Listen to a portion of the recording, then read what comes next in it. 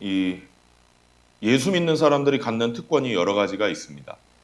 그 중에 하나가 예수님을 믿게 되면 이제 더 이상은 홀로 외롭게 살 필요가 없다는 것입니다.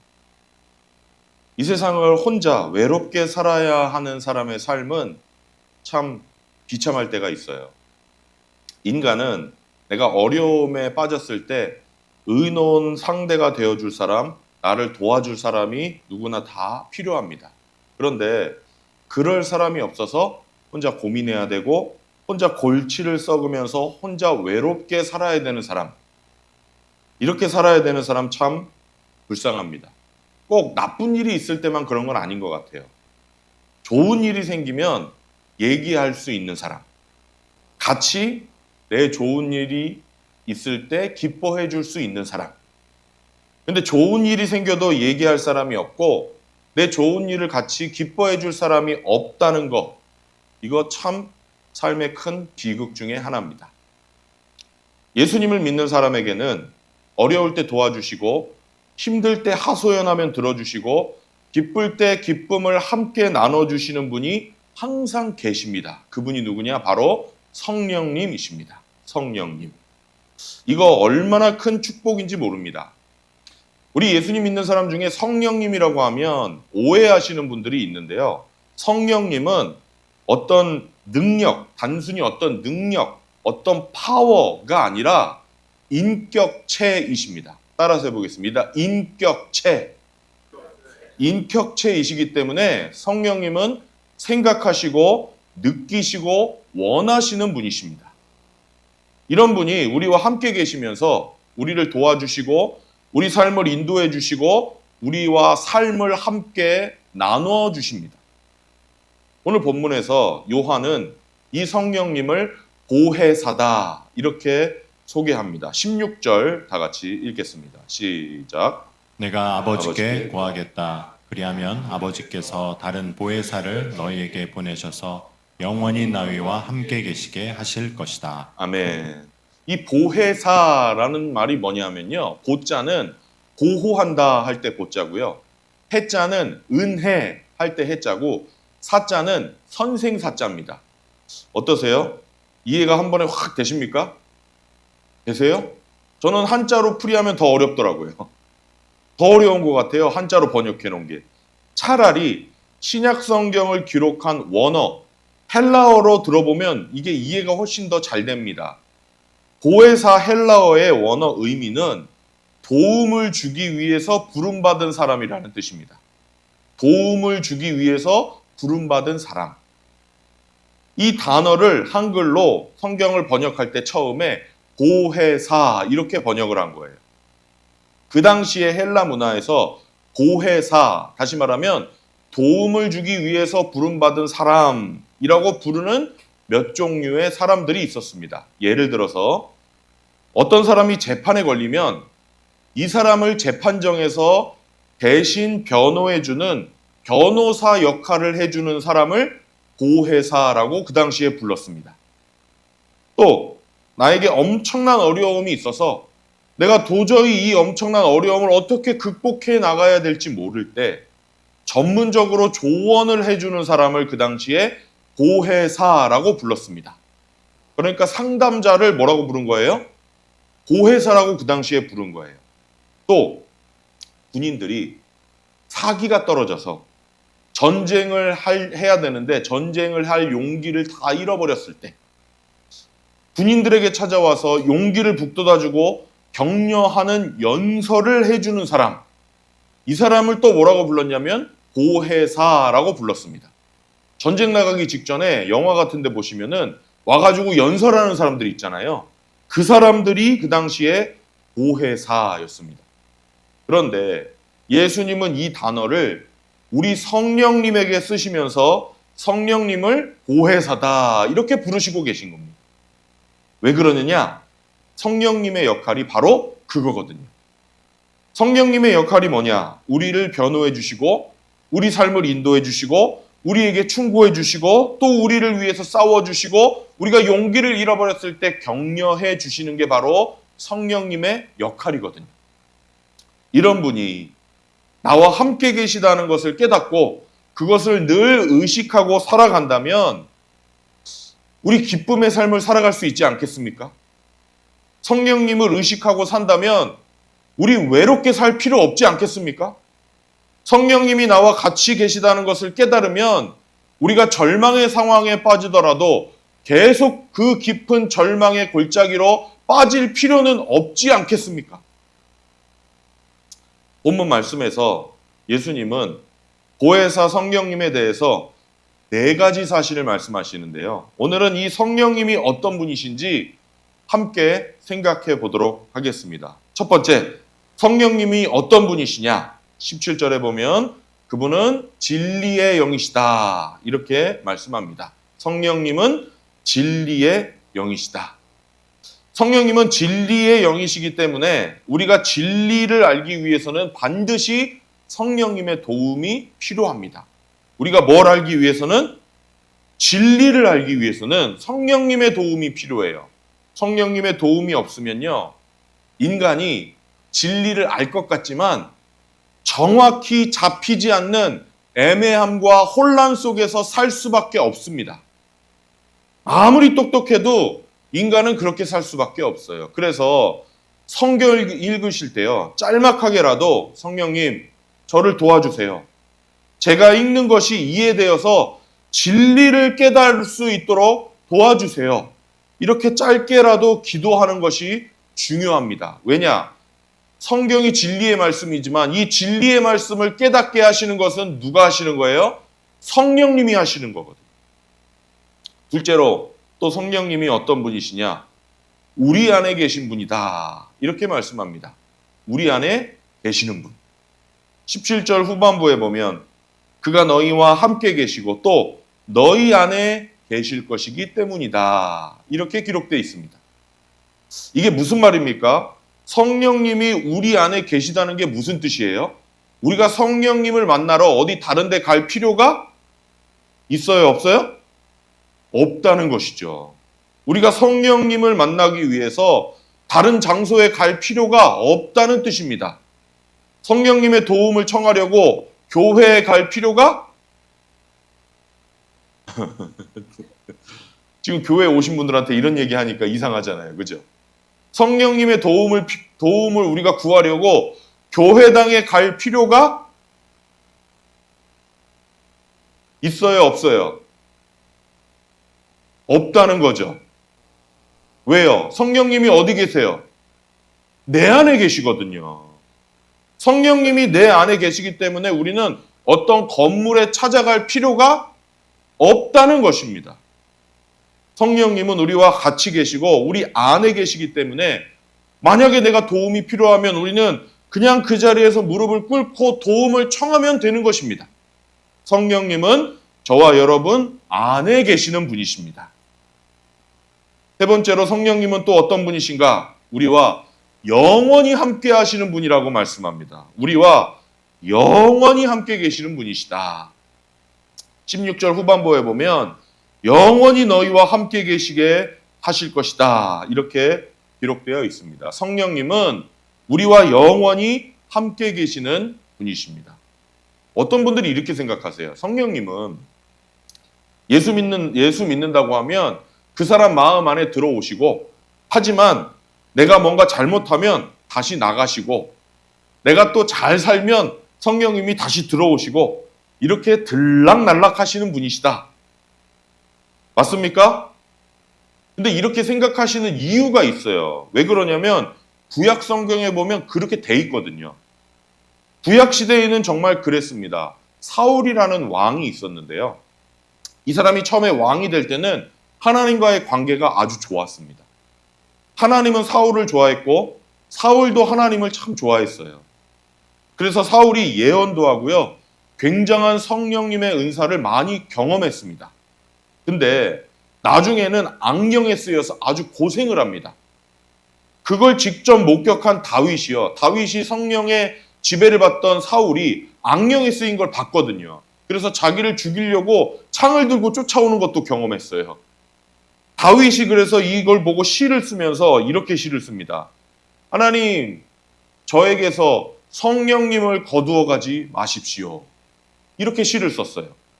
그래서 어떤 분들 이런 다윗의 시를 보고 성령님은 사울 왕처럼 순종할 때는 우리 안에 계시고 불순종할 때는 떠나신다. 이렇게 생각하는 겁니다.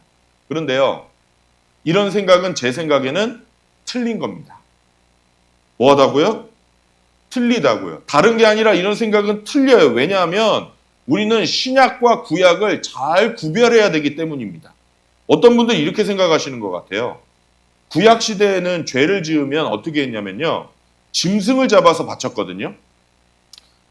나 대신에 누가 죽는 거예요? 짐승이 죽는 거예요. 근데 신약 시대에는 짐승이 죽지 않아요. 왜? 누가 죽으셨어요? 예수님이 피 흘려서 죽으셔서 더 이상 짐승을 죽일 필요는 없어요. 죄 용서 받는 방법이 달라졌어요. 하지만 죄 용서 받는 방법만 달라졌지 나머지는 다 똑같다. 이렇게 생각하는 거예요. 그래서 똑같은 구조로 생각하는 거예요. 옛날에도 성령님이 계셨다가 떠나셨다면 지금도 신약 시대에도 똑같을 것이다. 그런데요, 제 생각에는 이런 생각은 틀려요. 왜냐? 여기 예수님이 직접 말씀하셨잖아요. 내가 너희와 영원히 함께 있을 것이다. 구약과 신약이라는 말은 옛날 계약, 새로운 계약이라는 뜻입니다. 제가 생명의 삶에서 늘 말씀드리지만 구약과 신약은요, 제사법 정도만 달라진 게 아니에요. 아주 근본적으로 변화가 일어난 겁니다. 예수님이 태어나시기 전에 600년 전쯤에 살았던 예레미야라는 예언자를 통해서 하나님이 새로운 계약, 다시 말하면 신약 시대에 대해서 예언하게 하시는데요. 그게 예레미야서 31장 31절 32절 말씀이에요. 한번 다 같이 읽어보겠습니다. 여기 보면요, 이 구약과 신약의 차이, 그 근본적인 변화가 분명히 써져 있습니다. 시작. 그때가 오면 내가 이스라엘 가문과 유대 가문의 새 언약을 세우겠다. 나 주의 말이다. 이것은 내가 그들의 조상의 손을 붙잡고 이집트 땅에서 데리고 나오던 때에 세운 언약과는 다른 것이다. 새 계약은 모세를 통해서 맺어진 옛 계약과는 근본적으로 다른 것이다. 이렇게 써져 있죠. 하나님이 예레미야를 통해서 예수님이 태어나시기 600년 전에 이미 말씀하신 겁니다. 이미 구약이 있는데, 옛날에 맺은 약속이 있는데 도대체 왜 이 약속을 깨고 바꿔야 되었느냐? 그게 32절 후반에 나옵니다. 읽어볼까요? 시작. 내가 그들의 남편이 되었어도 그들은 나의 언약을 깨뜨려 버렸다. 나 주의 말이다. 언약을 맺었는데 하나님의 백성인 너희가 이걸 지키지 않았기 때문에 약속이 성립될 수가 없었다. 왜 지키지 못했느냐? 그러면 하나님이 십계명이라든가 다른 율법으로 어떻게 사는 것이 하나님의 뜻대로 사는 것인지 다 가르쳐 주셨는데 하나님의 백성인 이스라엘 사람들은 그렇게 살고 싶은 마음도 없었고 그렇게 살 수 있는 능력도 없었기 때문입니다. 뭐가 없었다고요? 그렇게 살고 싶은 마음도 없었고 그렇게 살 수 있는 능력도 없었어요. 그래서 아무리 하나님이 멋있는 계약을 맺어놔도 소용이 없어요. 그래서 결국 하나님이 말씀하시는 거예요. 이제는 내가 이걸 파괴하고 새로운 계약을 세울 것이다. 33절, 34절 읽겠습니다. 시작. 그러나 그 시절이 지난 뒤에 내가 이스라엘 가문과 언약을 세울 것이니 나는 나의 율법을 그들의 가슴 속에 넣어주며 그들의 마음판에 새겨 기록하여 나는 그들의 하나님이 되고 그들은 나의 백성이 될 것이다. 나 주의 말이다. 어디에 새겼대요? 마음판에 새긴대요. 이제 계속해서 시작. 때에는 이웃이나 동포끼리 서로 너는 주님을 알아라 하지 않을 것이니 이것은 작은 사람으로부터 큰 사람에 이르기까지 그들이 모두 나를 알 것이기 때문이다. 내가 그들의 허물을 용서하고 그들의 죄를 다시는 기억하지 않겠다. 아멘. 나 주의 말이다. 아무리 십계명을 주시고 이렇게 살아라 저렇게 살아라 해도 너희는 그렇게 살고 싶은 마음도 없고 그렇게 살 수 있는 능력이 없기 때문에 아무리 훌륭하고 좋은 계약을 맺어도 소용이 없으니까 내가 다시 새로운 계약을 맺을 것이다. 그때는 어떻게 하느냐? 돌판에다가 모세가 처음 받은 것처럼 돌판에다가 외부적으로 계명을 새겨주는 게 아니라 어디에다가 새겨주겠다? 너희 마음판에 하나하나 다 새겨주겠다. 이렇게 약속하시는 겁니다. 그런데 이걸 어떻게 하시느냐? 이 모든 것을 성령님을 통해서 해주시겠다라고 약속을 하시는 겁니다. 그래서 빌립보서 2장 13절에 보면 바울은 이 똑같은 사실을 이렇게 묘사하는 거예요. 하나님이 우리 안에 계셔서 우리에게 하고 싶은 마음을 주시고 할 수 있는 능력도 주십니다. 이게 바로 새로운 계약, 다시 말하면 신약입니다. 아무리 올바르게 사는 법을 가르쳐줘도 그렇게 살고 싶은 마음과 능력이 없으니까 그 법이, 그 계약이 있으나 마나한 것이었는데 하나님이 이제는 안 되겠다. 내가 너희에게 성령을 부어서 그분이 너희의 마음속에서 내 뜻대로 살고 싶은 마음도 주시고 살 수 있는 능력도 주실 것이다 라고 새로운 계약을 맺으시겠다는 겁니다. 이게 바로 신약이에요.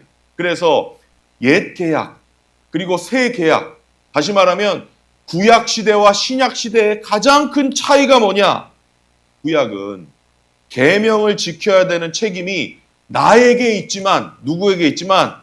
나에게 있지만 신약은 계명을 지키게 하는 책임을 누가 지셨어요? 하나님이 지시겠다는 거예요.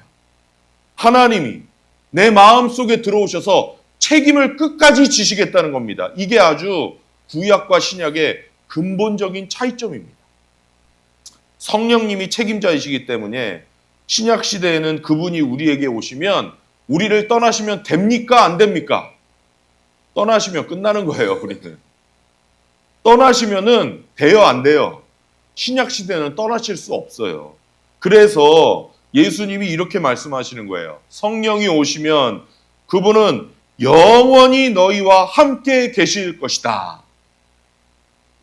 여러분, 예수님의 이 말씀을 듣는 제자들이 얼마나 위로가 됐겠습니까? 예수님은 성령님을 묘사하면서 뭐라고 표현하시냐면 재미있는 말씀하시는데 다른 보혜사다 이렇게 표현하셨어요. 다른이라는 것은 질이 다른 말이 아니라 질은 똑같지만 하나의 라는 또 하나의 라는 뜻입니다. 질은 예수님과 똑같지만 또 하나의. 왜냐하면 이제까지는 제자들의 보혜사가 누구셨냐면 예수님이셨거든요. 예수님이 제자들을 도와주셨고 예수님이 제자들에게 충고해 주셨고 예수님이 제자들을 다 인도해 주셨어요. 근데 예수님은 이제 곧 며칠 뒤면 가셔야 됩니다. 이렇게 가시기 전에 예수님이 말씀하시는 거예요. 나는 가지만 내가 나와 똑같은 하지만 다른 보혜사를 너희에게 주겠다. 그분은 너희와 영원히 함께 계실 것이다. 이 얼마나 든든한 약속입니까? 예수님을 영접할 때 성령님이 그 사람 안에 들어오십니다. 한번 들어오시면요. 떠나지 않으시고 버리지 않으십니다. 영원히 함께 계십니다. 믿기를 바랍니다. 마지막 네 번째로 성령님이 어떤 분이시냐. 이게 바로 오늘 제가 여러분과 함께 나누고 싶은 핵심인데요. 성령님은 믿는 자들에게만 보이시는 분입니다. 믿는 자들에게만 보이는 분. 이 예수님이 재밌는 말씀을 하십니다. 성령님이 오시면 너희들은 보는데, 너희들은 뭐 하는데? 보는데 세상 사람들은 보지 못할 것이다. 17절 읽겠습니다. 시작. 그는 진리의 영이시다. 세상은 그를 보지도 못하고 알지도 못하므로 그를 맞아들일 수가 없다. 그러나 너희는 그를 안다. 그것은 그가 너희와 함께 계시고 또 너희 안에 계실 것이기 때문이다. 아멘. 세상 사람들은 보지 못하고 너희들만 본다는 것입니다. 성령님은 예수 그리스도의 영입니다. 그래서 성령님이 계신 곳에는 예수 그리스도가 계시고 예수 그리스도가 계신 곳에는 성부 하나님이 계십니다. 성령님이 계신 곳에는 성삼위 하나님이 다 계시는 겁니다. 이런 관점에서 18절, 19절을 봐야 이해가 돼요. 18절, 19절 읽겠습니다. 시작. 나는 너희를 고아처럼 버려두지 아니하고 너희에게 다시 오겠다. 조금 있으면 세상이 나를 보지 못할 것이다. 그러나 너희는 나를 보게 될 것이다. 왜 세상은 보지 못하는데 제자들은 볼 수 있느냐? 보혜사 성령님, 우리 예수님은 사랑하는 사람만 보기 때문입니다. 그래서 오늘 설교 제목을 사랑해야 보인다 라고 제가 정했습니다. 한번 따라서 해보실래요? 사랑해야 보인다. 21절 한번 읽어보겠습니다. 시작. 내 계명을 받아서 지키는 사람은 나를 사랑하는 사람이요 나를 사랑하는 사람은 내 아버지의 사랑을 받을 것이다. 그리고 나도 그 사람을 사랑하여 그에게 나를 드러낼 것이다. 아멘. 우리 신앙생활 하면서 나 하나님 한번 봤으면 좋겠다. 나 예수님 한번 봤으면 좋겠다. 이런 소원을 가지게 될 때가 있습니다. 누구나 다 그런 것 같아요. 그런데요, 여러분, 보기를 원하면 우리는 정말 볼 수 있습니다. 근데 우리가 성령님, 예수님을 보려면 우선 그분을 사랑해야 됩니다.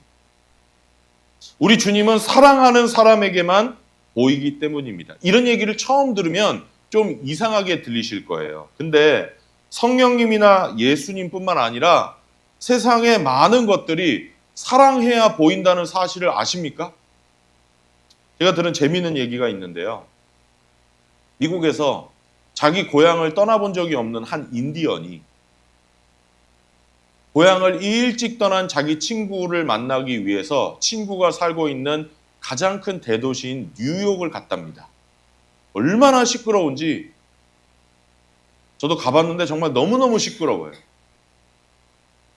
한낮에 친구와 뉴욕의 길을 걷고 있었습니다. 아주 시끄럽게 차들과 사람들이 오가는데 이 인디언이 가던 길을 갑자기 멈추더니 이렇게 말하는 거예요. 귀뚜라미 소리네? 귀뚜라미 소리가 들리네? 어릴 때부터 도시로 나가 살던 친구는 뉴욕에 무슨 귀뚜라미가 있어. 이렇게 얘기합니다. 인디언은 가만히 소리를 들어봐봐. 그런데 옆에 있는 친구는 아무리 가만히 소리를 들어봐도 귀뚜라미 소리가 안 들려요. 그래서 그 자리에 둘이 서서 들린다 안 들린다 서로 실갱이를 합니다. 그런데 오던 길을 조금 되돌아가서 화분 옆에 있는 작은 나무 옆을 파보니까 거기에 귀뚜라미가 있는 겁니다. 뉴욕에 사는 친구가 깜짝 놀랐어요. 그래서 말합니다. 이야, 확실히 너는 우리말로 하면 찐 인디언이야. 너는 인디언이라 귀가 정말 좋은가 봐. 그랬더니 인디언 친구가 대답합니다. 내가 귀가 좋은 게 아니라 사랑하면 들리게 되어 있는 거야. 그러면서 너 잘 봐라. 그러더니 주머니에서 동전 있는 걸 다 꺼내더랍니다. 그리고 그 동전들을 땅에 떨어뜨렸습니다. 쨍그랑하고 소리가 났겠죠? 아무리 시끄러워도 그 길을 지나가던 사람들이 다 뒤를 돌아봤답니다. 뉴욕 사람들은 귀뚜라미 소리는 안 들리지만 자연에 살고 자연을 사랑하는 인디언에게는 귀뚜라미 소리가 들렸습니다.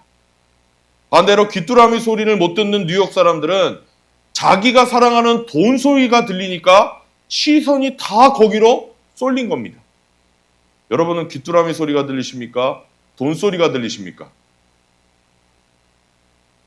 인간은 사랑하는 소리를 듣고요. 사랑하는 것을 보게 되어 있습니다. 그걸 아셔야 돼요. 그래서 우리가 주님을 보려면 주님을 사랑해야 됩니다. 저도 비슷한 경험이 있는데요. 제가 예수님을 아주 깊이 만나기 전에는 왜 그렇게 예수 믿는 사람들 보면 위선자 같아 보이는지 제가 어릴 때 잘할 때는요. 아주 신랄하게 제 마음속으로 또 입술로 막 비판 많이 했습니다. 근데 예수님을 좀 깊이 만나고 나니까 제 연약함을 통해서 만나고 나니까 왜 그렇게 훌륭한 그리스도인이 많은지 모르겠어요. 드러나지 않았을 뿐이지 여기저기 정말 훌륭한 예수 믿는 분들이 많더라고요. 그분들 보면 저절로 고개가 숙여지더라고요. 근데 이분들이 옛날에는 어디 다 숨어 있다가 나타났습니까? 숨어 있었어요? 아니잖아요. 계속 그 자리에 있었어요. 그런데 제가 예전에는 사랑이 제 마음에 없으니까 안 보였던 거예요. 근데 예수님의 사랑을 조금 경험하니까 저 같은 사람의 눈에도 하나님의 사람들이 조금씩 보이기 시작하는 겁니다. 사랑하는 사람만 봅니다. 그래서 여러분, 정말 예수님을 보기를 원하시면 예수님을 사랑하셔야 됩니다. 성령님을 경험하면서 살기를 원하신다면 성령님을 사랑하셔야 됩니다. 물론 본다는 말이 다 우리 이 육체적인 눈으로 본다는 뜻은 아니에요. 성령님은 영적인 존재시기 때문에 우리 육안으로 볼 수 있다는 뜻은 아닙니다. 아니, 여러분, 바람 부는 날 집안에 가만히 있으면 밖에 바람 부는지 안 부는지 우리가 알아요, 몰라요? 잘 모르지 않아요? 바람이 눈에 직접 보입니까? 근데 창밖을 볼 때 나뭇가지가 흔들리고 바람이 막 심하게 날리는 걸 보면 우리가 바람이 심하게 부는구나 하고 압니다. 맞죠? 이걸 가지고 우리가 뭐라고 얘기해요? 바람을 본다고 얘기하는 겁니다. 바람을 직접 육안으로 봐서가 아니라 바람의 영향을 받는 물체를 보고 바람이 있구나. 지금 그 바람이 부는구나 하고 아는 겁니다. 마찬가지로 우리가 예수님의 영인 성령님을 본다는 것도 눈으로 직접 보는 게 아니라 성령님이 이 자리에 계시다는 증거를 보는 겁니다. 성령님이 계시다는 흔적을 보는 거예요. 하나님이 지금 역사하고 계시구나. 예수님이 지금 내 삶에서 이런 일을 행하고 계시는구나. 그러니까 여기서 본다는 것은 감지한다는 뜻으로 이해하시면 됩니다. 그렇습니다. 우리 하나님은 살아계시고 그래서 우리가 체험할 수 있는 분입니다. 우리의 눈으로 그분이 일하시는 것을 볼 수 있습니다. 근데 이걸 보기 위해서는 우리가 주님을 사랑해야 됩니다. 사랑하는 사람만이 주님을 보기 때문입니다. 그러면 마지막으로 내가 주님을 사랑하는지 안 사랑하는지 우리가 어떻게 아느냐? 나는 애인이 보고 싶은 적은 있어도 하나님이 보고 싶은 적은 없는데 내가 하나님을 사랑하기는 하는 걸까? 거기에 대한 답을 예수님이 주시는데요. 15절 말씀입니다. 읽겠습니다. 시작.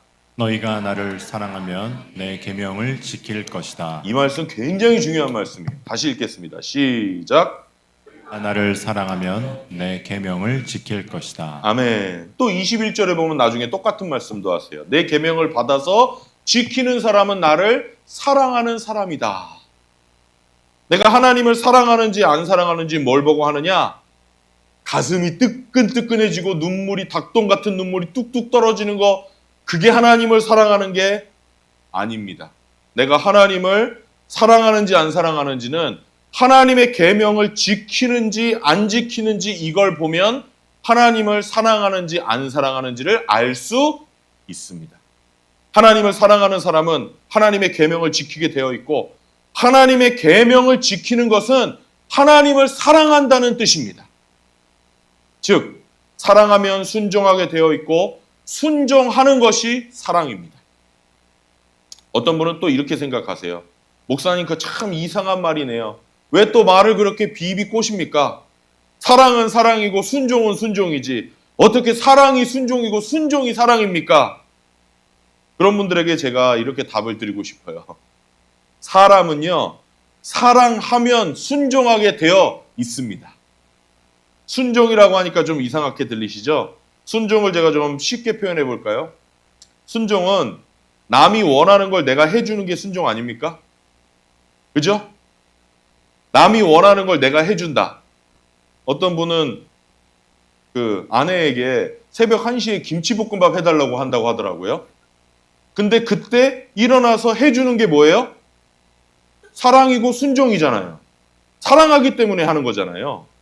맞습니까? 남이 원하는 걸 해주는 게 순종이에요. 우리가 누군가를 사랑하면요, 그 사람이 원하는 걸 해주게 되어 있습니다. 지금 얼마나 경제가 어려워요. 살림이 빡빡하시잖아요, 다들.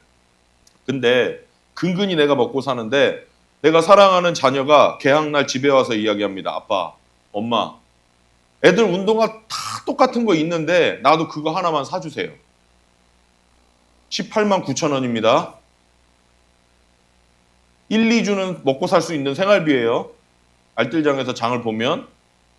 근데 자식이 그렇게 사달라고 조르면 남들에게 기죽을까봐, 부차한 꼴 보일까봐 사주고 싶은 게 부모님 마음 아닙니까? 맞습니까? 내 옷 사야 되는데 내 옷 떨어졌어도 내 옷 사는 것을 미루고 자식 신발 사주는 게 정상적인 부모님 아닙니까? 왜 자녀가 원하는 걸 해줘요? 왜 자녀의 뜻에 순종합니까? 그게 순종이에요. 사랑하기 때문에 해주는 거. 이렇게 순종은 상대방이 원하는 걸 해주는 게 순종이에요. 사랑하는 사람은 순종하게 되어 있습니다. 제 아내는 운동 별로 안 좋아해요. 저는 운동 좋아하거든요. 농구하는 걸 제일 좋아했습니다. 근데 제가 외국에서 유학할 때 한 번은 학교 기숙사 앞에 있는 운동장에서 제 아내에게 이야기했어요. 저기 가서 자유투 던지기 한번 같이 하자. 그랬더니 아주 흔쾌히 그래. 운동을 싫어하는데 같이 해주더라고요. 왜 그랬을까요? 남편이 운동을 싫어해도 남편이 하자고 하니까 사랑하기 때문에 제 말을 따라주는 거예요. 원하는 걸 해주는 게 순종입니다, 여러분. 우리가 정말 하나님을 사랑하면 그분이 우리에게 가지고 있는 소원을 우리가 들어드리게 되어 있습니다. 이걸 통해서 사랑하는지 안 사랑하는지를 알 수가 있는 거예요. 근데 여기서 표현을 좀 무섭게 했어요. 계명이라고 했잖아요. 계명이라고 하니까 좀 부담스러워 하시는 것 같아요. 근데 계명도 너무 어렵게 생각하셔서 부담스러운 거예요. 계명이라는 게 이렇게 해라 저렇게 해라 하는 건데 하나님이 우리에게 계명 주신 이유는요. 하나님이 편하려고 우리에게 주신 게 아니에요. 다 우리 좋으라고 주신 겁니다. 가정에서 자녀 키울 때도 집집마다 계명이 있습니다. 맞습니까? 여러분 계명 있죠? 자녀 키울 때 예를 들면 이런 거죠. 너 밤 늦게 나가면 몇 시까지는 들어와라. 그런 거 있으세요? 이거 다 계명이에요. 가정마다 있는. 너 숙제할 때는 핸드폰 할 때는 꼭 숙제하고 나서 핸드폰 해라. 이거 계명이에요. 엄마 아빠가 정해준. 이렇게 하는 이유가 뭡니까? 아닐 수도 있지만 대부분 자녀를 사랑하기 때문에 자녀의 앞날을 위해서 그렇게 하는 거 아니겠습니까? 그래서 자녀에게 이래라 저래라 해라 하지 말아라 하는 거 아니에요? 마찬가지예요. 하나님이 우리를 사랑하시기 때문에 하나님의 소원을 나타낸 것. 야, 니네들이 이렇게 하면 다친다. 절대 이렇게 하지 말아라. 니네들이 이거 해야 축복받고 아름다운 삶을 살 수 있다. 이거는 꼭 해야 된다. 이거 해야 된다.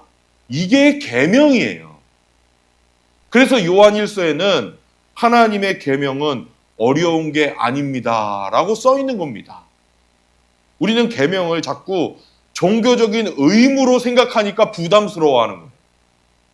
우리를 사랑하시는 하나님이 우리에게 가지고 있는 사랑의 표현이 바로 계명인 것입니다. 그래서 예수님이 이렇게 말씀하시는 거예요. 너희가 하나님을 사랑하면 그 계명을 지키게 될 것이다. 우리 창대교회 성도님들, 제발 신앙을 추상적으로 생각하지 마십시오. 신앙생활을 추상적으로 생각하면 더 이상 성장할 수가 없습니다. 내가 하나님을 어떻게 사랑해야 되는지 혼란스러워하지 마시기를 바랍니다. 하나님을 사랑하는 사람은 하나님께 순종하게 되어 있습니다. 여러분이 순종하고 있으면 하나님을 사랑한다는 증거입니다. 하나님을 사랑하시고 그분께 순종하셔서 하나님과 동행하는 삶을 살아가시기를 축원합니다. 말씀을 마치겠습니다. 아마 어떤 분들은 여기까지 듣고 이러실 겁니다. 나는 아직 예수님을 주님으로 영접하지 않았는데 그럼 나는 끝났네. 하나님을 사랑하기는커녕 나는 관심도 없는데 어떡하지? 아닙니다. 그래서 이런 말씀이 귀중한 겁니다. 하나님을 사랑하라고 했지 좋아하라고 하지 않았거든요. 하나님을 근데 어떻게 사랑하라고 했죠? 여기에서 순종으로 사랑하라고 했습니다. 여러분이 정말 하나님을 보고 만나고 하나님을 체험하는 삶을 살아가기를 원하신다면 하나님을 향한 뜨거운 열정은 없다고 할지라도 가장 기본이 되는 소원에 순종만 하시면 됩니다. 그게 하나님을 사랑하는 첫걸음입니다. 요한복음 1장 12절 말씀 읽겠습니다. 오늘은 좀 늦었습니다. 시작. 그러나 그를 맞아들인 사람들 곧 그 이름을 믿는 사람들에게는 하나님의 자녀가 되는 특권을 주셨다. 아멘. 요한계시록 3장 20절 시작. 보아라, 내가 문 밖에 서서 문을 두드리고 있다. 누구든지 내 음성을 듣고 문을 열면 나는 그에게로 들어가서 그와 함께 먹고 그는 나와 함께 먹을 것이다. 아멘. 요한복음 1장 12절 말씀, 약속의 말씀입니다. 누구든지 예수님을 마음에 모셔드리면 하나님의 자녀가 되게 해주겠다. 할렐루야. 계시록 3장 20절 주님의 소원이에요. 너는 마음만 열어라. 그러면 내가 너에게로 들어가서 같이 생활해 주겠다. 너의 생활을 책임져 주겠다. 내가 너의 주인이 되어주고 너의 앞길을 인도해 주겠다. 엄청난 초청의 말씀 아닙니까? 이런 성경 구절 붙잡고 마음 문 열고 예수님 영접하는 거예요. 그리고 예수님의 소원에 순종하는 겁니다. 그러면 우리는 하나님을 만나게 되고 체험하게 되고 하나님과의 사랑의 삶이 시작되는 겁니다. 제발 하나님께 순종해야 된다는 말을 전체 다에 순종해야 된다는 말로 오해하지 마십시오. 예수님이 나에게 바라는 현재의 소원 한 가지에만 순종하시면 되는 겁니다. 하나님을 만나고 하나님을 보기 위해서 모든 계명에 100% 내가 다 순종해야 된다? 그렇게 생각하실 필요가 없다는 겁니다. 그런 사람이 세상에 어디 있겠습니까? 지금 현재 나를 향한 그 한 가지 소원이 뭔지는 여러분 각자가 다 알고 계실 거예요. 예수님을 영접했다면 영감이라는 게 생기기 때문에 대충 아실 겁니다. 그게 뭐냐? 기도할 때 내 마음에 자꾸 생각나는 거. 기도할 때 내가 이거 해야지. 이거 해야 되는데 자꾸만 생각나는 거. 그거 하나 순종하시면 되는 겁니다. 순종하시기 바랍니다. 계속 오랜 세월을 두고 마음에 떠오르는 거. 이래서는 안 되는데, 이거는 멈춰야 되는데, 이거는 끊어야 되는데 하는 반복되는 생각이 있습니까? 그게 바로 여러분을 향한 하나님의 소원일 가능성이 높습니다. 그냥 그 순간에 나에게 주신 그 한마디에 순종하면 하나님을 체험하면서 살아갈 수 있는 것입니다. 교회 생활 오래 하신 분들, 내 신앙생활이 좀 밋밋한 것 같아서 하나님 내가 한번 뜨겁게 하나님을 체험해 봤으면 좋겠습니다. 이런 소원을 갖고 계십니까? 그런 소원 나쁜 거 아닙니다. 계속 추구하시기를 바랍니다. 그런데 뜨거운 체험보다 확실한 게 있습니다. 그게 뭐냐? 우리 예수님이 말씀하셨습니다. 너희가 나를 사랑하면 내가 나를 나타내겠다. 나의 계명을 지키는 사람은 나를 사랑하는 사람이다. 하나님을 깊이 체험하고 그분을 보기를 원하신다면 지금 여러분을 향한 한 가지 소원에 순종하셔서 그분을 경험하면서 살아가시기를 바랍니다. 사랑은 순종입니다. 순종. 이걸 믿고 순종함으로 하나님을 체험하면서 살아가는 저와 여러분이 되기를 주님의 이름으로 축원합니다. 같이 기도하겠습니다.